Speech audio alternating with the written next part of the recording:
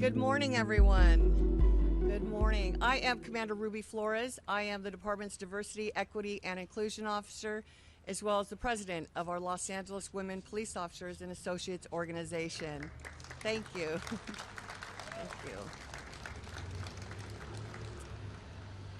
Before we begin with this program, I would ask that we all rise for the presentation of the nation's colors and the singing of the national anthem by Officer Abby Carr.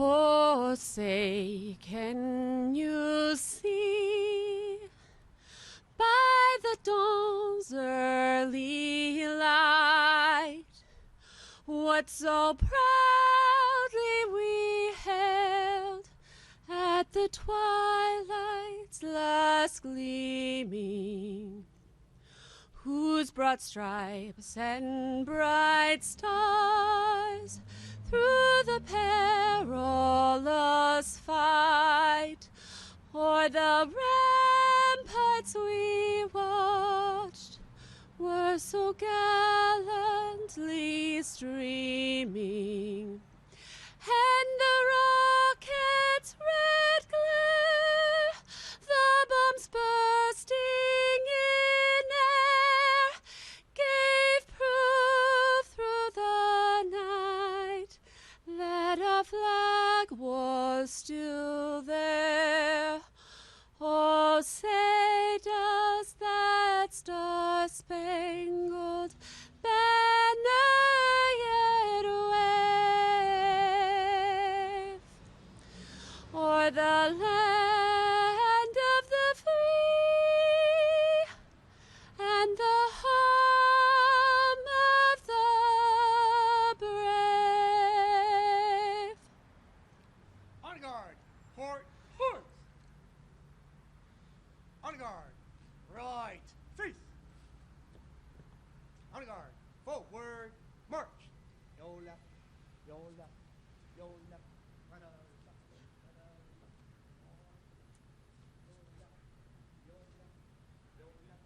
Right on, left, right on, left, on.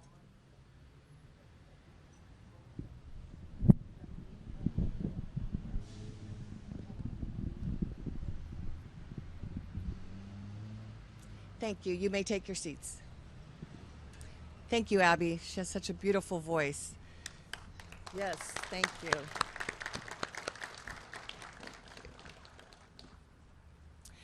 I would like to welcome each and every one of you to this morning's renaming and dedication of the Northeast Area Community Police Station in honor of the Los Angeles Police Department's first woman to earn the rank of Deputy Chief, Margaret Ann York.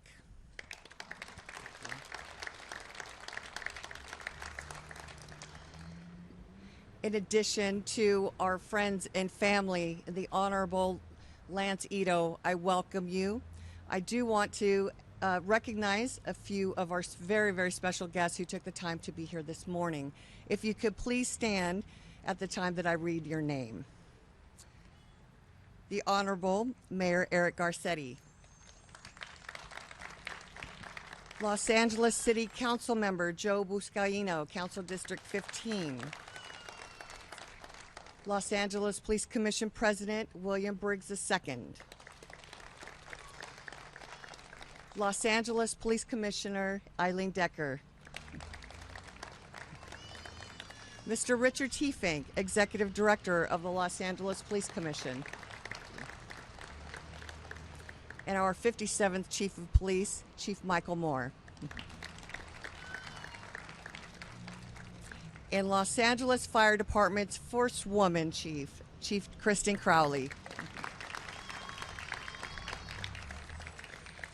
Teresa Lamb Simpson, representative for Congressman Adam B. Schiff, 28th Congressional District. There we go. Los Angeles Assistant General Manager Claudia Luna from the LA Civil, Human Rights, and Equity Department. We have extra applause over from this side of the house. LAPD Captain Chris Waters, Commanding Officer, Northeast Area Police Station. The Honorable Lance Ito, retired Los Angeles Superior Court Judge and husband to Deputy Chief York. Cynthia York Shadayan, daughter of Deputy Chief Peggy York and the family. I'd also want to recognize David York, Chief York's son, and his wife, Maureen. They were not able to make it, but I do want to recognize them. Thank you. Thank you. Other friends and family members, Cherie Densmore. Not sure if she made it. Eric and Kristen Kodama. Thank you. Thank you. And a very special guest, LAPD retired Lieutenant 2 Helen Kidder. Helen was Deputy Chief York's 1968 Academy classmate and Deputy Chief York's partner from the all-female homicide team here at Northeast Area, based on the Cagney and Lacey television show. Thank you for being here. Also, another one of our revered legendary ladies, Rita Connect and Sandra Dyson.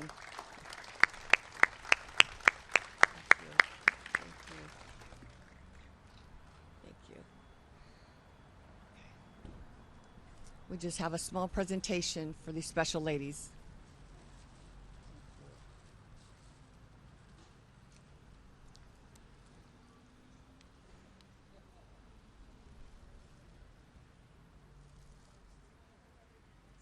Oh, Dennis York, thank you.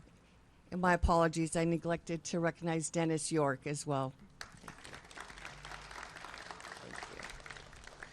Before we start with this beautiful program today, I have to thank my sisters here. To my left, Officer Sarah Faden and Nugs Amancio, who really made this happen. Thank you. Yes, round of applause. Also, from our Facilities Management Division, Leslie Herrig. I know she's probably, there she is, helping with the signage. Believe it or not, this was almost a year in making, so it took a lot of time and effort, but dedication. We pushed on, and here we are today to push through. Also witnessing this momentous occasion are my sisters from our LAPOA organization, our board members from the Los Angeles Police Women, and women police officers and associates are here as well. Please just raise your hand to be recognized, if you don't mind. Thank you. Okay. Thank you, thank you, thank you. Okay.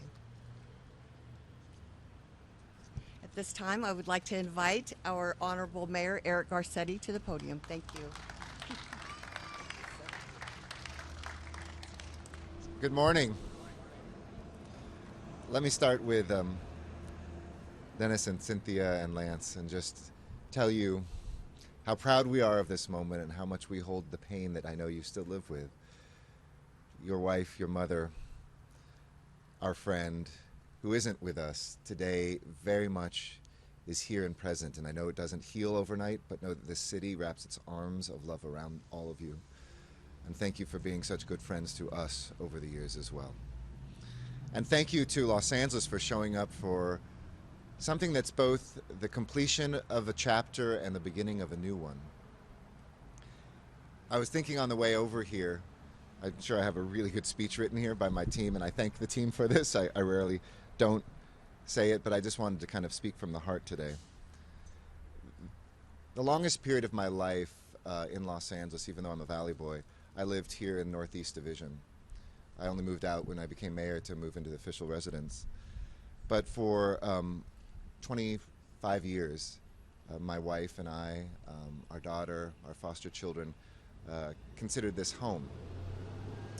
And this station, to the men and women of Northeast, which is new, which was long overdue because it was one of the oldest and worst stations we had. The old police bond that got passed even before I became a council member didn't have this envision, but we were able to save enough money, squeeze enough money out of the city budget when I was council member here to build this, to recognize the men and women of this department. And I'm really excited that this event is happening today because we need good news. We need good news in our city. We need celebrations for this department. We need to feel that this isn't about statistics. This isn't about budgets. That a city is about its people. It's about the connections and the relationships we have. It's about the hearts that we hold and the toughest moments we get through together and the best moments we celebrate together. And that's what this is about. This beautiful station, our newest one, but also is filled with the history of thousands and thousands of police officers, of civilians who are a part of this department, and the community. And I was thinking that Peggy taught me something very important, because I have 44 days left as your mayor. Probably was on my 44th day as a council member, some 21 years ago when I first sat down with Peggy. And she came and visited me in the old Council District 13 office on Sunset Boulevard. And I just remember her, two things about her. Her command presence, as we say in the military, that she looked like what you imagine a police officer to be. Squared away, taken care of, authoritative, but the flip side was she was one of the most emotively caring people you meet, and you felt that right away too. And to me, it was a stamp of what a police officer should be. And the way that we need cops, and we need communities, and we need them to be together. And as we talked about things, I remember she was Deputy Chief of Central Division. We talked about homelessness and our unhoused people in Skid Row. We talked about crime and some of the captains. I said, tell me about the captains. One of them was named Mike Moore, and he was trying to rebuild Rampart after a few people had besmirched the reputation of this department. And she really set for me what the model of a police officer should be. That she happened to be a woman was secondary, even though we celebrate it today as primary. And to all the women in this department, I want to celebrate you and lift you up, because it's not easy. We can put out against statistics, brag about 18%, but that means 4 out of 5 people are not a woman in this department. And I think back then when you started, when each of you became a police officer, just how much tougher that was. I think about people like Tom Bradley, who as a black officer could never get above lieutenant. So instead he ran for city council and became our mayor. When we shatter these glass ceilings, they're important not just for the individuals, because we lose their potential if we don't allow them to ascend to their greatness. But we lose something as a city when they aren't there, when we don't hear those perspectives, when we don't reflect ourselves to the fullest extent. This department has signed on to the 30 by 30 pledge to get above where we are. And we know that women bring something so important to policing. Their experience, their perspective, their ability to connect with so many people in this city at the moments that they are at their toughest moment. And Peggy York really paved that pathway. I want to thank Chief Parks, who's not with us here today, because he's the person who promoted her and elevated her. And let's give him a round of applause, even though he's not here. Because leadership means sometimes stepping out of what's comfortable or regular to do what's right. And so I know 45 days from now, when, as I tell people, I'll have a more dangerous title than mayor, it's constituent, I will happily maybe settle back in the Northeast, who knows? My wife and I are having those discussions about where we're going to live in Los Angeles afterwards. But I will drive by this station, and I'll feel two things. One, I'll be very proud of the men and women of this department. I want them to know that and to feel that and to be loved by a city that still does love and need them every single day. And second, I'll pause, and hopefully it'll be a red light. Maybe we can hook this up so we'll always be a regular red light, so people have to look over and see this and read and wonder, and maybe go home and Google and find out who is this Margaret Peggy York, and learn the story of a true angel in our city of angels, who now is the jewel in the crown for this station and our city. Thank you. Thank you, and God bless Peggy York.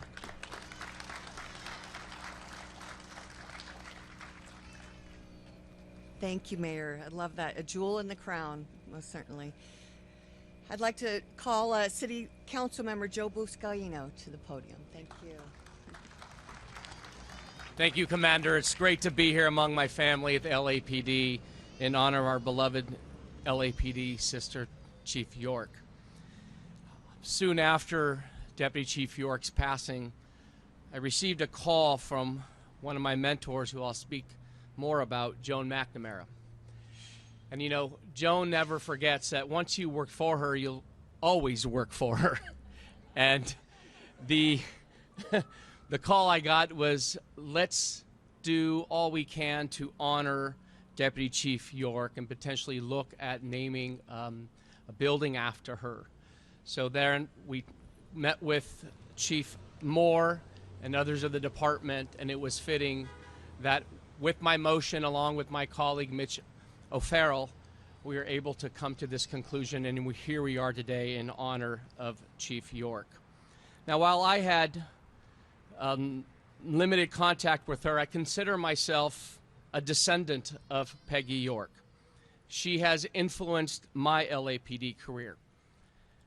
My limited contact was when I was working for Chief Parks, and it was my job, along with my partners at the Public Affairs Unit, including my sister Sarah Faden, in the Chief's office to organize a celebratory reception in honor of the historic moment when Peggy York was promoted to the first female deputy chief in the LAPD. Now, I remember that event. It was an influential and an important moment as Chief York set a new tone for women in the LAPD. And even though then I was a young P2, she made a point to come to me, talk to me, and offer guidance. But her real influence came from a different connection. You see, her mentee is one of my mentors, and that's how I define my lineage to Peggy York. My mentor and one of my favorite people in the world is retired LAPD Commander Joan McNamara, who was mentored by Chief York. Now, Commander McNamara has always guided me first as a police officer, as a person, and even as a council member. And Joan learned from the best. She learned from Peggy York. Joan McNamara is here with us today, but I want you to all recognize her. Love you, Joni. Thanks for joining us and visiting us. So as Commander McNamara and I recently reflected about the pathfinder of the human being, she told me of a precious experience that she had with Chief York. And this experience has left a lasting effect in making her the person and officer that she was and is. Chief York had greatly influenced Joan with a simple directive. It was at an event when Joan was Chief York's adjutant. She took her to a Medal of Valor awards event at a Pasadena ballroom. When they entered the back of the huge ballroom, an officer approached Peggy York and escorted her to the front table. Joan started to follow when Peggy York stopped her and said, "Oh, no, no, no. You stay here in the back and work your way to the front by introducing yourself to at least 5 different new people and getting their business cards." Now, Peggy told Joan that she expected by the time she gets to the front of the table that Joan could report to her exactly who she had met along the way and something unique about them. Now, Commander McNamara reminded me that it was a networking 101 lesson that was desperately needed. See, it didn't take Peggy long to figure out which lessons needed to be learned and find creative opportunities to teach those lessons without being didactic about it. Now, this is something many people loved about Peggy York. Joan told me that her years with Peggy were the biggest growth spurts of her career. You see, without Peggy York, there's no Joan McNamara, and without Joan McNamara, there's no Joe Buscaino. So thank you, Peggy, for guiding some of the greatest people of the LAPD. I'm so proud to be your descendant. Your name will forever grace this police station, and your influence will live on for generations. Thank you. Now, it's with great regret that I have to leave because we are at bare quorum, as many of you know. So I'm going to head to City Council. Thank you so much.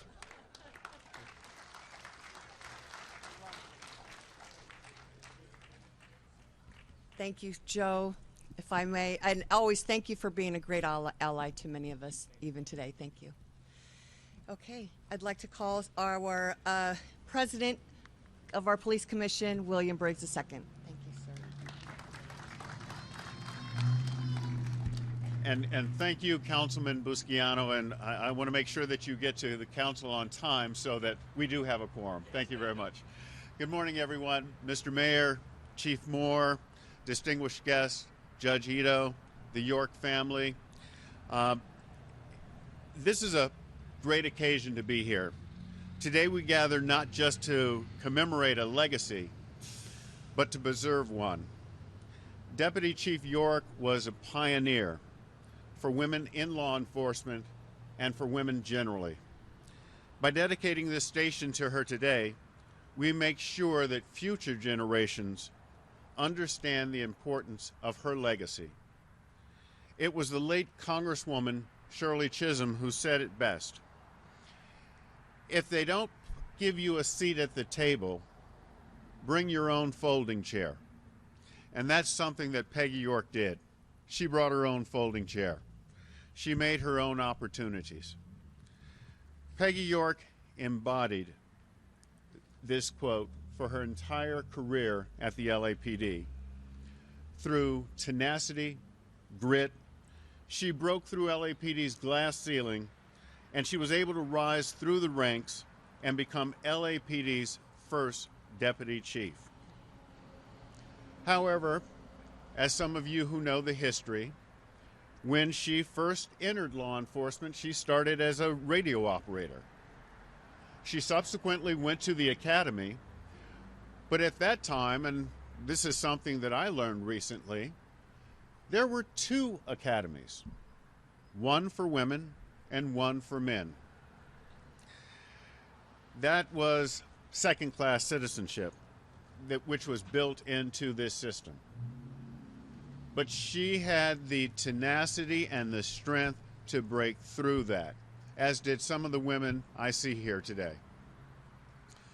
She faced an uphill battle to change the system because when she started working at the department, the only types of jobs female officers were given at that time were either at the front desk, community liaison, or working juvenile crimes. But she stuck it out. She said, I'm not going to stay in these positions. She wanted to investigate commercial crimes or homicide, something unheard of for women at that time. And the chief reason was that she faced adversity from her male counterparts. Unfortunately, even though she was equal to the men at the time, the men did not want to work with either her or other female officers. And the male supervisors did not want to supervise female officers. Coming in and day out, Peggy York proved that she belonged on the job. She was qualified for the job. She showed that her gender was not a factor in how she could perform this job.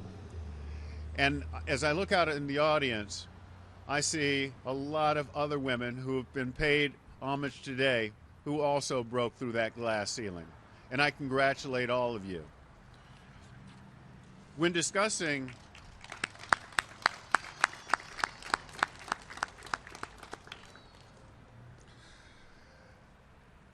as Peggy York climbed through the ladder of this department, she and her partner, Detective Helen Kidder, investigated homicides here in the Northeast Division.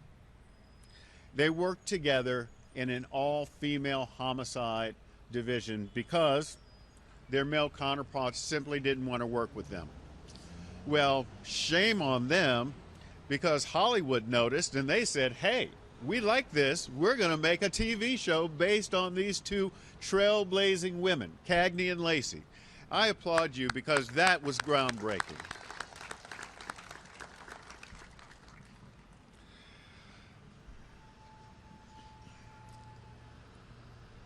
The steps that you and Deputy Chief York took have laid the groundwork for leadership positions in this organization for women all throughout the department.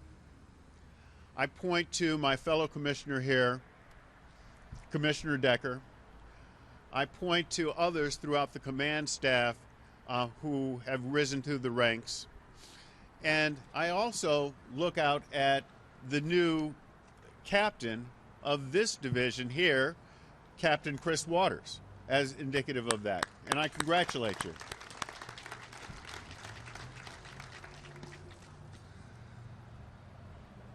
I just want to wrap this up by saying the Northeast Division was the home of Peggy York, is the home of Peggy York, and now it's only fitting that we preserve her legacy by calling it the Peggy York Division. Thank you all.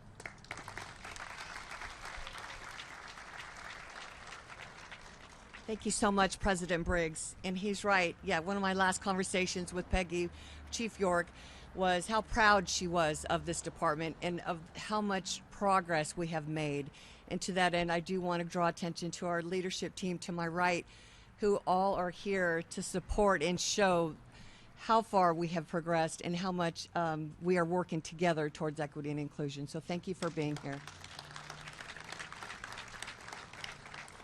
Now I yield the floor to our Chief of Police, Chief Michael Moore.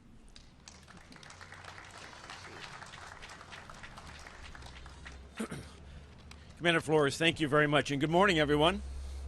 So I know that sun is bright on you.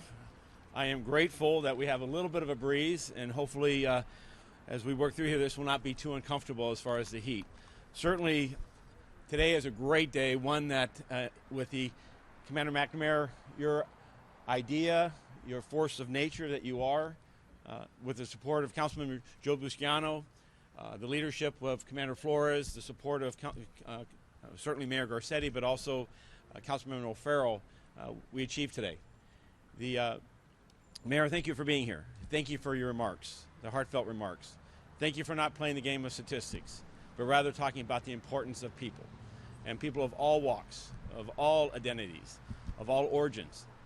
In a society that, over we've seen the last 50 years, has made progress, but still has far more progress to be made. And today is an opportunity to honor Peggy York for her leadership, her character, her competency. And people ask, why do you name buildings? Well, there's two factors. One is for a legacy, for a tribute. Who is this person? What did they stand for? But also as a statement of values of the building and the organization itself. Judge Ito, thank you for being here. Thank you for your support of Deputy Chief York, of Peggy. Cynthia, thank you for being here. Dennis, sorry that David could not be here today. I think that she's got 7 grandchildren and 3 great-grandchildren. What a family. What a family. Let's give them a hand.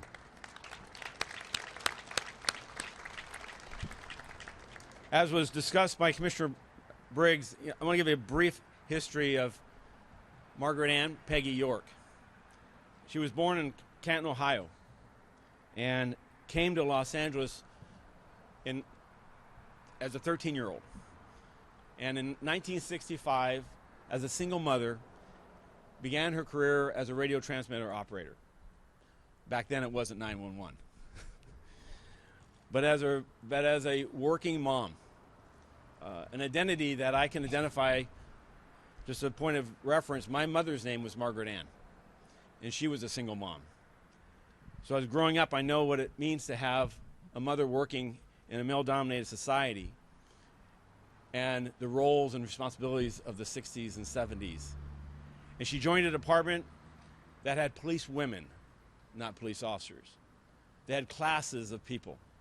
A department that, when she joined in 1965, only 4 years earlier, segregated policemen by race. And she walked into that department to serve. In 1968, at the first opportunity, she became a policewoman, Helen with you and others. And as a policewoman, she took a job that still had far too many confines, and had a chief over a period of time that said women will be police officers when the Rams hire them as linebackers. What a time in existence to be. And now, I will say, as a young man growing up, I saw those injustices. The oldest one of our family of 5, my sister is a year older than me. And I saw the differences then, and I still see them now, to a much lesser extent today. But I can't imagine growing up as a woman with the challenges that she had that I didn't face as a man, as a young man. 1974, only as a result of litigation and only as a result of a hardened, just fierce battle. And let's give a shout out to Franchon Blake, Officer Blake, to what she did, her leadership, her tenacity, the fact that she was relegated to corners of the organization because how dare she challenge this organization. But with her tenacity, she moved this department forward and established the rank of police officer and did bring us together. I joined in 1981, and I'll tell you, some 7 years later, though, this was a department that was still hell-bent on not accepting women as equals. I worked with men, alongside men, that were openly hostile. We had 175 women on the job that year, in 1981. And we've grown since then, but the times then, the framework in which which Chief York operated, which you operated, Helen, and others, Rita Connect and others that were here, were harsh and unbending, but you persevered. As she came through her career, though, what I honor about this woman is her character and her competence to navigate that course from within. And she had other partners that joined her in the fight, but what she led with was an unarguable character and competence, and a style and an approach that said, you will not ignore me. Not through painting on walls and yelling and screaming and putting up banners, but by showing a competence and showing a commitment to the framework that she would work within it to change it. And she did just that. I'm joined here today also by a number of men who helped and supported and were both mentored as well as mentored her. I want to point out J.I. Davis, Deputy Chief J.I. Davis, who's here today with us. One of a number of leaders. Wasn't just women that made these changes. It was pioneering men who recognized the value of equity and inclusion, who recognized the value of women in law enforcement, of people of all walks, and how law enforcement becomes more responsive, more compassionate, and more caring through that broadening of the aperture of the approach. When she left in 2002, she went on to become the chief of the LA Police Department, LA County Police Department, the 4th largest police agency in America. And I missed her. I was a captain and then moved to commander by the time she had retired from the organization. The organization was going through quite a bit of change and further reforms in the aftermath of the Rampart scandal and the onset of the consent decree. But when she left, she always stayed connected. And what I was impressed by is that even though she left in some circumstances that I will say were unpleasant, she held her head high, and she never spoke an ill word. Instead, she found the goodness in the organization, the goodness in people. And she would not dwell on the negatives, but she would dwell on the positives and uplift people and uplift this organization. She stayed connected with her leadership within the Los Angeles Police Museum, which I'm grateful for. She stayed connected with her philanthropic outreach through leadership within the Salvation Army. Her writing, whether it be children's books or others, also just, again, I think rounded her out and showed the strength of who she was. As I close, I want us to remember why we're doing this today. But more importantly, I want the next generation and the generation after that to do what Commissioner said, what Joe Buciano said. Who was Peggy York? And I think when they'll find, and they'll be reinforced by us along the way, through our education and our development, in our academy classes, in the history of this station, in the history of women in law enforcement, is that they'll find a person that led with class, with character, with grit, and with determination. And isn't that what police work needs? Regardless of your identity, regardless of your origin, is that you approach the world in a manner that helps them understand your efforts and your dedication and your commitment and your willingness to sacrifice and to ignore the uglinesses of society, but instead be a part of our success, to be a part of a great, bright city on the hill that we all aspire Los Angeles and this country to be. She represents that not just to women, but to men and to every member of this organization now and in the future. And for that, we name this Northeast Station Margaret Ann Peggy York. May God bless her, and may God bless her legacy and the York family. Thank you so much. Thank you. Many of you have already noticed the signage. It's beautiful. At this time, I'd like to call the daughter of Peggy York to say a few words for us, please. Cynthia York Shadan.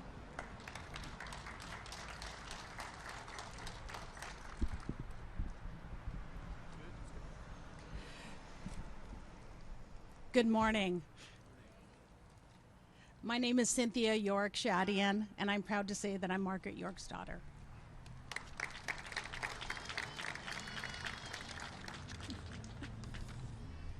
My brothers, David and Dennis York, and I grew up in this wonderful community of Northeast Los Angeles with our amazing mother. To say that we are honored, proud, and grateful today to have the Northeast Station in our hometown named after our mother is an understatement. Peggy York was not only passionate about the LAPD and police work, but she was also passionate about Northeast Los Angeles, which was our home. She gave so much to this community, and in turn, this community gave back even more to all of us. It continues to do so. Mom's inspirational career found her working in many divisions across Los Angeles on many different assignments in many stations. But having this station named after Peggy York is especially meaningful because she worked here during many of her formative LAPD years.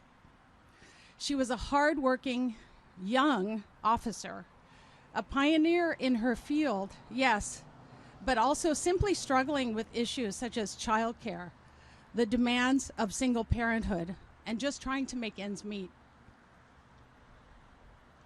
These are the same issues police officers, especially women, still struggle with, all while they risk their lives in order to protect and serve.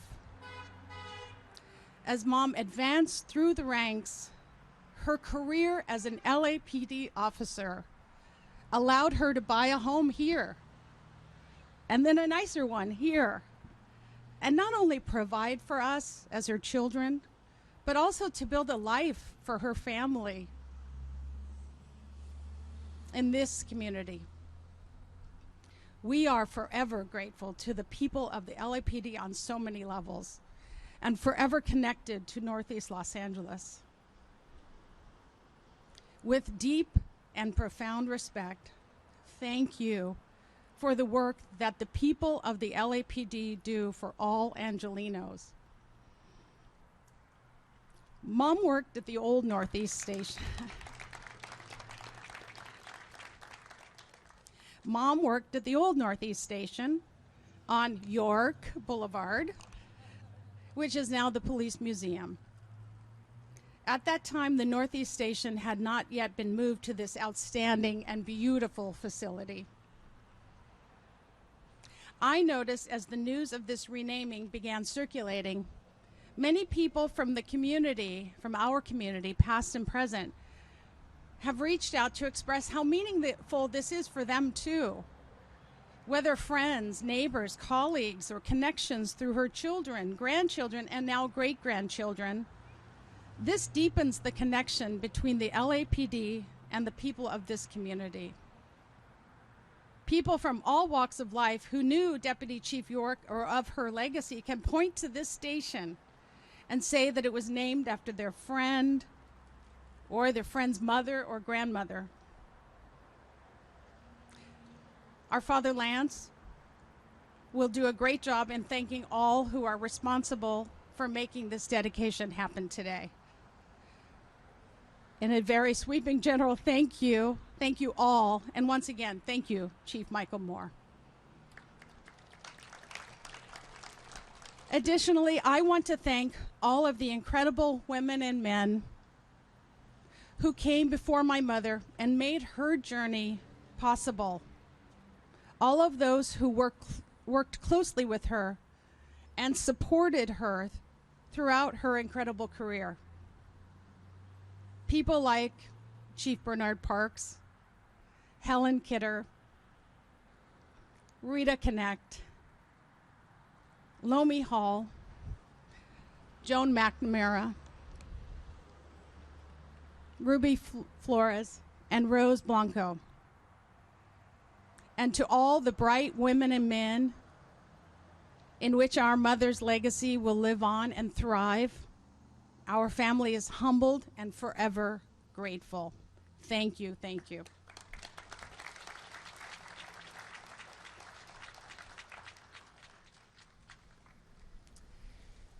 Thank you, Cynthia. It is with great honor that I introduce the Honorable Lance Ito. Thank you for being here.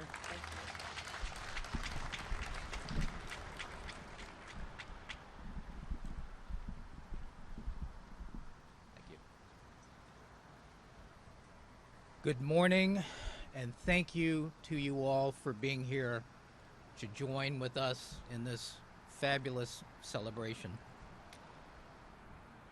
My dear darling Peggy would have been truly pleased and grateful for this wonderful gesture of admiration and respect. Her marker at Forest Lawn reads, leader, servant, mentor, and friend. And I think that pretty much says it all.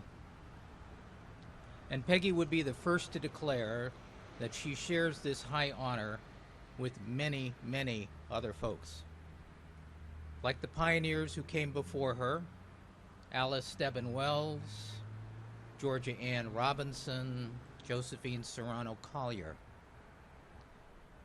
Like the women who were her role models, Connie Speck, who was the first woman to be appointed to the rank of lieutenant and captain, and Fanchon Blake, whose Title VII lawsuit in 1973 forever changed the role of women in public service employment.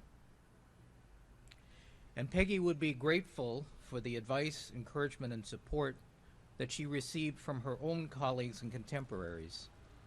Rita Connect, Patty Fogerson, Joyce Cano, Virginia Pickering, Mary Hones, Sandy Jo MacArthur, the irrepressible Joan McNamara, Jan Carlson, Lomi Hall, and of course, Helen Kidder. And Peggy would also want to acknowledge the many men in her life who encouraged and supported her career, like Lieutenant Ernie Kurtzinger, who had the foresight to pair her with Helen Kidder to make them the first all-woman homicide detective team in the country. Chief Daryl Gates, who selected Peggy as the City Council liaison.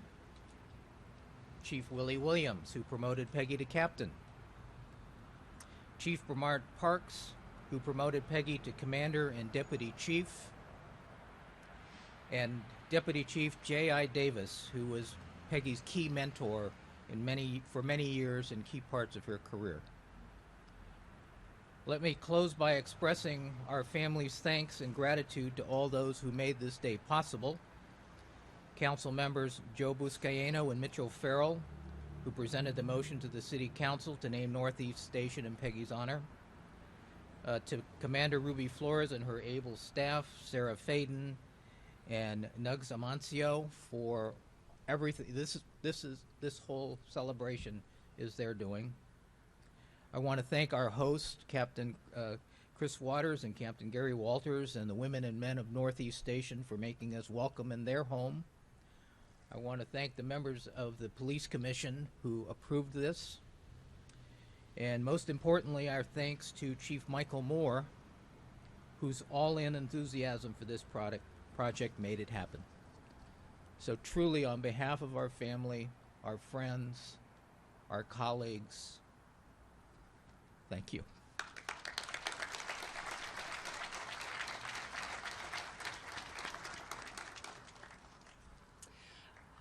Okay, our last speaker, I'd like to call up the woman in charge, the woman that's running this place, as the Area Commanding Officer, Chris Waters.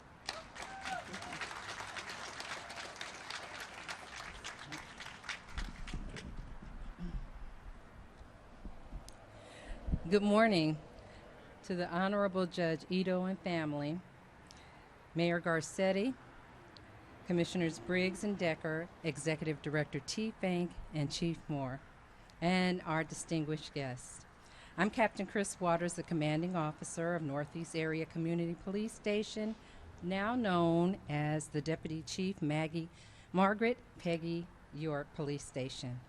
And on behalf of all our sworn, civilian, volunteers, and community members, I say congratulations and thank you to the Honorable Judge Ito and the York family for allowing us to participate in this historic occasion to honor Deputy Chief York, a trailblazer who helped to revolutionize the role of women in law enforcement. It is so befitting that we're here today at Northeast Area, which is not just any station. We like to refer to Northeast as the crown jewel, holding a rich history which serves the communities of Atwater, Cypress Park, Eagle Rock, East Hollywood, Echo Park, Elysian Park, Glassell Park, Griffith Park, Highland Park, Los Feliz, Mount Washington, Silver Lake, and the home of our Los Angeles Dodgers. But more importantly, this is the police station where Chief York was assigned to protect and serve the city of Los Angeles as a detective. It's where I was assigned to serve the city of Los Angeles as the Patrol Captain 1 and now serving as the Area Captain 3. I say thank you to stand and so proud to stand on her shoulders. We are so proud and honored to add to Northeast's rich history the dedication of our station celebrating the department's first female deputy chief. Deputy Chief Margaret Peggy York will become the first female officer to have a station dedicated to her. This small token of our appreciation will henceforth and forevermore be memorialized in our hearts and minds for the groundbreaking impact she had on shaping the future of the Los Angeles Police Department. Thank you for sharing Deputy York with us. She deserves to be celebrated for her leadership, phenomenal contribution to society, remarkable accomplishments, and unmatched fearlessness. At this time, I would like to ask everyone to join me in the lobby for the unveiling tribute for Deputy Chief York.